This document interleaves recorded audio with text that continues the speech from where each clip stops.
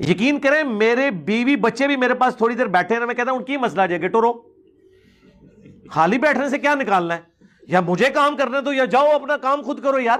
دنیا میں ہم اس لیے آئے ہیں کہ بیٹھ کے تو فضول ایک دوسرے کو دیکھتے رہیں، جنت میں دیکھ لیں گے. بھائی اپنا کام کرو، اپنے آپ کو مصروف رکھنا ضروری ہے. تو اس طرح اگر ایک عالم مجھے ملنے آ رہا ہے تو سموسے میں نے اس کو کھلانے ہیں، کوئی فائدہ ہو نا. جبکہ وہ اتنے عرصے سے کہہ رہا ہے کہ انجینئرنگ فرقہ اس نے بنا لیا، تو میں نے کہا یار تم آ ہی رہے ہو تو ٹھیک ہے، المحنت کے یہ 3 عقیدے ہیں، اس پہ بات کریں گے.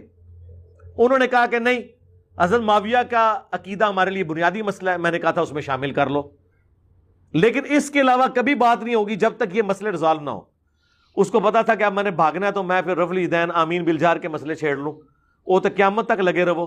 نہیں، قادیانیوں سے پہلے ختم نبوت پہ بات ہوگی، پھر اگلی باتیں ہوں گی، کیونکہ اس میں سے نکلنا کچھ نہیں ہے نا. مجھے تو فائدہ تب ہے کہ کچھ نکلے. چیلنج میں نے کب کہا ان کو؟ میں تو کبھی بھی نہیں کسی کو چیلنج، جو ہم انگلش میں لفظ استعمال کرتے ہیں چیلنجنگ صورتحال ہے، یہ آپ کے لیے چیلنج بن گیا ہے کہ آپ چشتی رسول اللہ، اشرف علی رسول اللہ پہ ہمیں نہیں اپنی پبلک کو سیٹسفائی کرو. مناظرے کا چیلنج تو میں نے کبھی بھی نہیں کسی کو دیا میرے بھائی. لوگ ادھر آ کے منتیں مار کے گئے ہیں، کبھی بھی نہیں ہوا. دکھائیں کہاں میں نے کہا کہ آؤ مناظرہ کر لو. ایون وہ اردو پوائنٹ والوں نے جب انٹرویو کیا تھا کہ اگر مفتی صاحب آئیں، میں نے کہا آئیں بالکل، 10 منٹ وہ لیں، 10 منٹ میں، پھر 10 منٹ وہ، پھر 10 منٹ میں، اپنا اپنا موقف رکھیں گے. مناظرہ نہیں ہوگا، علمی گفتگو ہوگی، لیکن عقائد پہ. یہ ہو نہیں سکتا کہ ایتھیسٹ کہے کہ مجھے بتاؤ نبی علیہ السلام نے 11 شادیاں کیوں کی. اچھا میں اگر اس کو ثابت کر لوں تو کیا تم اللہ کو مان لو گے؟ وہ کہ نہیں، میں نے اللہ کو تو نہیں ماننا.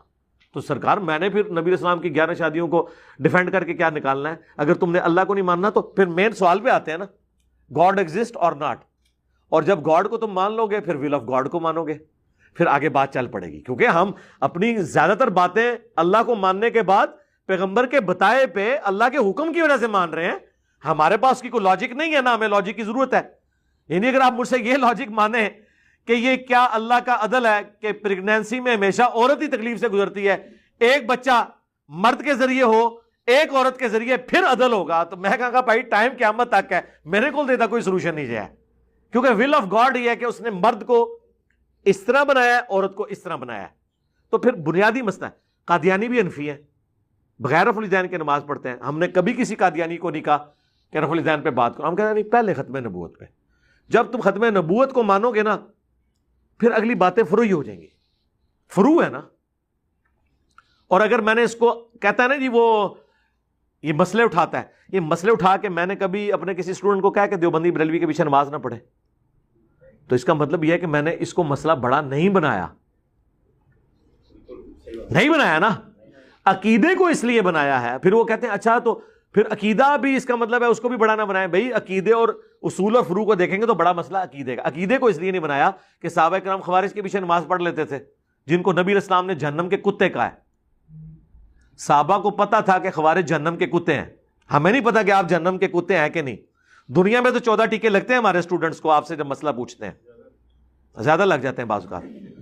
ہم نے کبھی نہیں کہا کہ یہ فرقے جو ہیں یہ جہنم کے کتے ہیں. جو کنفرم جہنم کے کتے تھے، مطلب جہنم کے کتوں کے مقابلے پہ دنیا کے کتے تھے شاید کوئی نہیں. ہم نے کبھی نہیں کہا کہ جہنم کے کتے ہیں. کہا ہے جہنم کے کتوں کے پیچھے صحابہ نے نماز پڑھی ہے. عقیدے بھی خراب، صحابہ کی تکفیر کرتے تھے، اس وجہ سے ہم اجازت دیتے ہیں.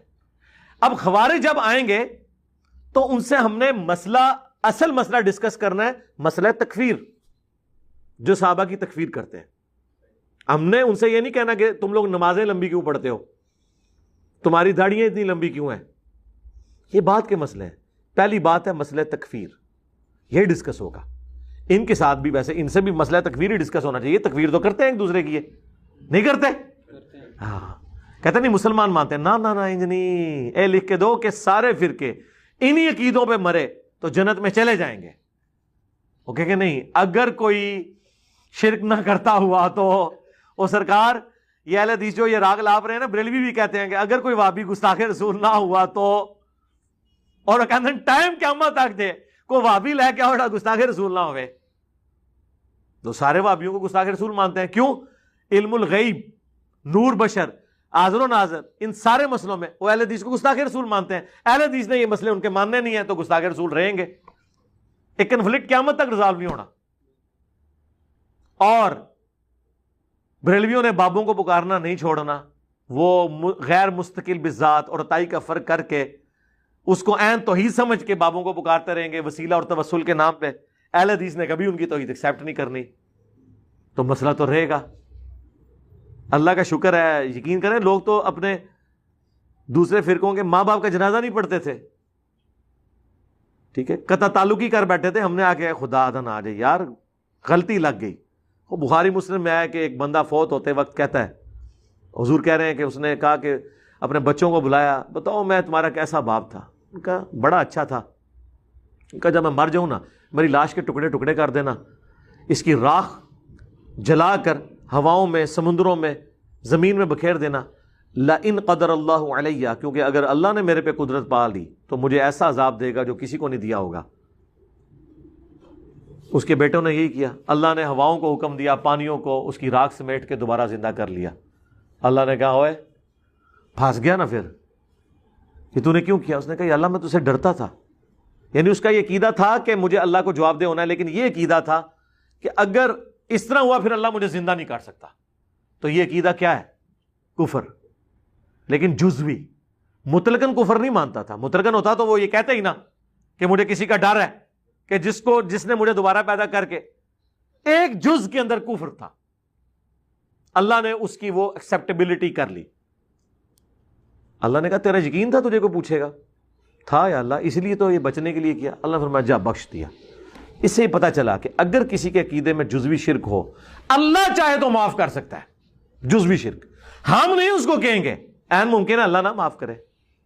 ابو داؤد میں حدیث ہے، یا اللہ شرک معاف نہیں کرے گا یا قتل ناحق نہیں معاف کرے گا۔ لوگ پوچھتے ہیں نا کہ جی یزید زیادہ سے زیادہ قاتل حسین ہوا، کفر تو نہیں؟ ہم کہتے ہیں ہاں ٹھیک ہے، لیکن ابو داؤد میں حدیث ہے اللہ چاہے تو نہ معاف کرے قتل کو۔ قرآن میں بھی ہے ان اللہ لا یغفر ان یشرک بہ ویغفر ما دون ذلک لمن یشاء، اللہ شرک معاف نہیں کرے گا، ہاں اس کے علاوہ کوئی بھی گناہ معاف کر دے گا جس کے لیے چاہے۔ اس کا مطلب ہے نہ چاہے تو ہو سکتا ہے کسی شخص کو پکڑ لے کہ ہاں بھائی یہ تو ایڈا بڑا کام پایا ہے، ایڈا بڑا کام پا کے گئے، لیکن توحید کے معاملے میں امید دلا دی۔ جو مسلم میں حدیث ہے، اگر زمین و آسمان گناہوں کے کوئی بھر کے لے آئے، شرک نہ کیا ہوا، تو میں اس سے مغفرت کے ساتھ ملاقات کر لوں گا۔ بہرحال ہم کسی کو کھلی چھٹی اس حوالے سے کبھی نہیں دیتے، اللہ کا شکر ہے۔ ہاں جی نماز پڑھنے کی جو بات کی ہے، خارجی شرک تو نہیں کرتے تھے وہ، جی جو مسلمانوں کو کافر کہے وہ کیا ہوتا ہے؟ بخاری مسلم میں جس نے کسی کو کہا ہے کافر، وہ خود کافر ہو گیا۔ شرک سے بڑی بات کرتے تھے، وہ کافر ہو گئے تھے۔ حضرت علی کو جو کافر کہہ دے، آج کہتے ہیں آپ شیعہ کافر، نعوذ باللہ، کیوں کہتے ہیں؟ جڑے اس زمانے کہتے سن علی کافر، نعوذ باللہ، اوکے سن ٹائم قیامت تک جی سوچتے رہی ہو۔ اے میں ویڈیوز ریکارڈ کرایا ہے امام کعبہ کے پیچھے نماز۔ اچھا علی بھائی، اس میں ضمن ایک بات آ گئی اسی بات سے کہ جو کسی مسلمان کو کافر کہتا ہے اس کے اوپر کفر لوگ، ہاں جی آپ نے کہا کہ وہ کافر ہے، ہاں جی، یہ لیکن کفر دون الکفر ہے۔ ہاں جس طرح یہ میں کہتا ہوں جزوی شرک، یہ اوور آل شرک نہیں ہے، یہ اوور آل کفر نہیں ہے، ایک جزیات میں کفر ہے، لیکن کفر ہے۔ تو اوور آل شرک تو یار بریلوی بھی نہیں کر رہے۔ کیا وہ یہ کہتے ہیں کہ رسول اللہ اللہ کے بیٹے ہیں؟ کیا وہ رسول اللہ کو اللہ کی مخلوق نہیں مانتے؟ محمد عبدہ رسول نہیں کہتے؟ یہ تو نہیں کہتے کہ حضرت میلاد مناتے ہیں، بلکہ وہ کہتے ہیں ہم تو میلاد منا کے بتا رہے ہیں کہ ہم عیسیٰ ابن مریم کی طرح نہیں کرتے نبی اسلام کے ساتھ۔ جب وہ یہ کہہ رہے ہوتے ہیں کہ نور من نور، جی اس کی وہ تعویل کرتے ہیں، نور من نور اللہ، وہ کہتے ہیں اللہ کے نور میں سے نور، یعنی مخلوق کے طور پہ، وہ والا مطلب نہیں لیتے۔ ان سے بھی پوچھے نا، بریلویوں کے عقیدے اہل حدیثوں سے نہیں آپ نے پوچھنے، ہاں یہ تعویل نہیں آپ نے، ہاں یہ جناب جب بریلوی یہ کہیں کہ اہل حدیث گستاخ رسول ہیں، تو آپ بریلویوں کے کہنے پہ اہل حدیث کو گستاخ رسول مان لیتے ہیں یا پہلے اہل حدیثوں سے پوچھتے ہو کہ تسی گستاخ ہو؟ وہ کہنے کہ بھائی ساڈا جرم ہے کہ اسی اے کہنے ہیں، تو وہ کہنے نہیں انج نہیں انج منو، ان دسو اسی کدھر جائیے، قرآن میں تو یہ لکھا ہوا ہے، ٹھیک ہے۔ اس طریقے سے آپ نے ہر چیز کے بارے میں ان سے پوچھنا ہے کہ وہ کیا کہتے ہیں۔ جب وہ تعویل کرتے ہیں نا، تعویل سر قبول ہوتی ہے۔ یہ غامدی صاحب کا موقع مجھے بڑا اچھا لگا ہے کہ وہ یہ کہتے ہیں کہ پیغمبر کے بعد کسی کا رائٹ نہیں ہے کہ کسی کو اسلام سے باہر نکالے جو شخص اپنے آپ کو مسلمان کلیم کر رہا ہے۔ کیوں کہ اس کی تعویل کی غلطی کیا جینون ہے یا منافقانہ ہے؟ یہ وحی کی تائید کے بغیر آپ بتا نہیں سکتے، تو آپ اس کے ظاہر کے اوپر ایکسیپٹ کریں اسے. یار یہ جو ہمارے ساتھ لاکھوں لوگ اٹیچ ہوئے ہیں، یہ مطلب مریخ سے آئے ہیں یا بریلوی دیوبندی اہل حدیث میں سے نکلے ہیں؟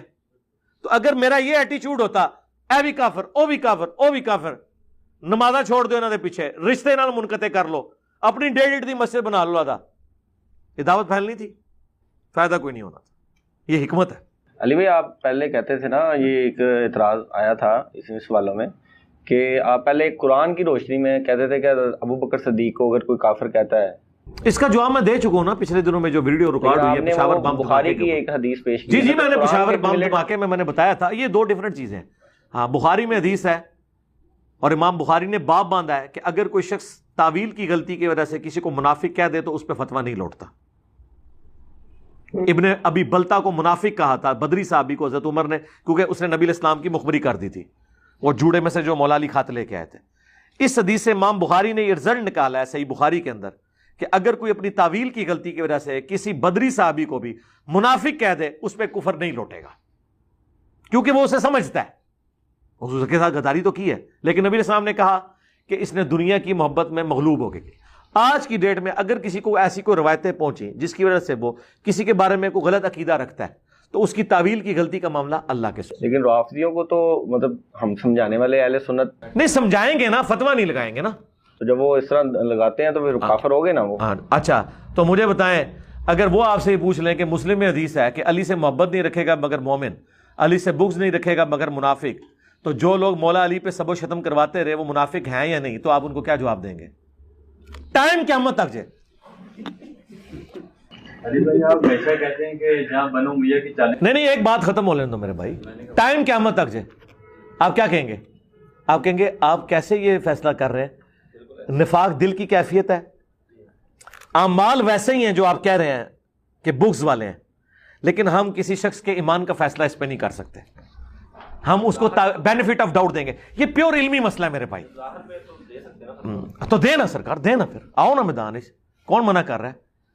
دے دو. جڑا پھر انہوں ڈیفینڈ کر رہا ہے اس سے بھی فتویٰ لاؤ. ہاں پھر وہ پوری چین چلے گی، کرالری چلے گی. جو اعلیٰ حضرت کہتے ہیں نا اس کے کفر میں شک کرنے والا بھی کافر، یہ پوری کرالری چلے گی. یہ آپ کبھی بھی نہیں کریں گے. یہ پیورلی علم الکلام کی بحثیں ہیں، دین کی منطقی بحثیں ہیں. میں نے بڑے آسان طریقے سے عام فہم بتائی ہیں. یہ بیک وقت دونوں باتیں اپنی جگہ درست ہیں جو میں نے کی ہیں. میں اگر حضرت ابوبکر صدیق کو منافق کہوں نا یا کافر تو میں کافر ہو گیا، کیونکہ میں انہیں مسلمان سمجھتا ہوں. ٹھیک ہے، اگر میرے تک ایسی باتیں پہنچتی جس کی وجہ سے میں غلط عقیدہ بنا لیتا ان روایتوں کی بنیاد کے اوپر، پھر میرے پہ فتویٰ نہیں پہنچنا تھا. جس طرح حضرت عمر تک یہ روایت پہنچی کہ ابن ابی بلتا نے حضور کے ساتھ غداری کی ہے، انہوں نے فتویٰ لگا دیا بدری صحابی کے اوپر، اور نبی علیہ السلام نے حضرت عمر سے توبہ بھی نہیں کروائی کہ تم پہ منافقت لوٹ گئی ہے، تم توبہ کرو، کیونکہ حضور کو پتا تھا ظاہری فتویٰ یہی لگتا ہے. ان سے توبہ نہیں کروائی اور اس کو منافق نہیں کہا. یہ پیورلی علمی بحثیں ہیں، اور یہ باتیں جو میں کر رہا ہوں یہ ان کو پتہ ہے، لیکن یہ جذباتی آپ کے ساتھ کھیل کھیلتے ہیں. انجینئر صاحب نے یہ کہہ دیا. جس طرح میں آپ کو بتاتا ہوں، جب آپ نیا رفع الیدین شروع کریں نا، آپ سب کے ساتھ یہ ہوا ہوگا، بخاری کریں نا 2-4 دن، جو بندی کہتے ہیں اچھا بخاری میں تو لکھا ہے کھڑے ہو کے پیشاب بھی کرو، کہتے ہیں نا. ہاں اچھا، لیکن دوسری طرف حال یہ ہے کہ جتنے دیوبندی بریلوی ہیں جب بخاری کی شرح لکھتے ہیں تو اس حدیث کا دفاع کرتے ہیں منکرین حدیث کے خلاف، اور وہ کہتے ہیں یار ہم مانتے ہیں کھڑے ہو کے مرد پیشاب کر سکتا ہے، لیکن عادتاً نہ کرے، کبھی کبھار کر لے. جواب دے رہے ہوتے ہیں منکرین حدیث کو. جس بات کا جواب تم منکرین حدیث کو دے رہے ہو حدیث کے دفاع میں، اس کی ٹونٹ ایک اہل حدیث کو کرتے ہو. تو یہ کیا کر رہے ہو؟ ایک ٹکٹ میں 2 مزے. لیکن میں نے آپ کو بتایا میں نے ایک ٹکٹ میں ایک مزہ بھی خراب کر دیا ان کا. 2 مزے نہیں، 2 مزے ہی خراب کر چھڑے. ایک جڑا لینے سے وہ بھی خراب کر دیا. یہ کیسی منافقت ہے؟ جیسے جو بندی جب بریلویوں کے پاس بیٹھتے ہیں نا اہل حدیثوں کی بدخوئیاں کرتے ہیں، غیر مقلد، یہ وہ گستاخ، اور جب بیٹھیں گے اہل حدیثوں کے پاس تو بریلوی مشرک، اسی تواڈے قریب ہاں. یہ ایک منافقانہ اپروچ ہوتی ہے ہمدردیاں لینے کے لیے. ٹھیک ہے نا؟ تو اس اعتبار سے ذرا دیکھا کریں گے، پیورلی ٹیکنیکلی بحثیں ہوتی ہیں. جب تم خود مان رہے ہو، اچھا اسی طریقے سے وہ آپ کہیں گے اچھا آپ بخاری کو مانتے ہو، بخاری میں تو قرآن کی تعریف ہے، بخاری میں کھولے کتاب المناقب چیپٹر میں عبداللہ ابن عباس جو ہیں وما خلق الذکر والانثی کو وخلق الذکر والانثی پڑھتے تھے. قرآن میں دیکھو وما خلق الذکر والانثی لکھا ہوا ہے، اور بخاری کے اندر تو آیت ہی ڈیفرنٹ کر کے لکھی ہوئی ہے. بخاری میں تو قرآن کی تعریف ہوئی ہے.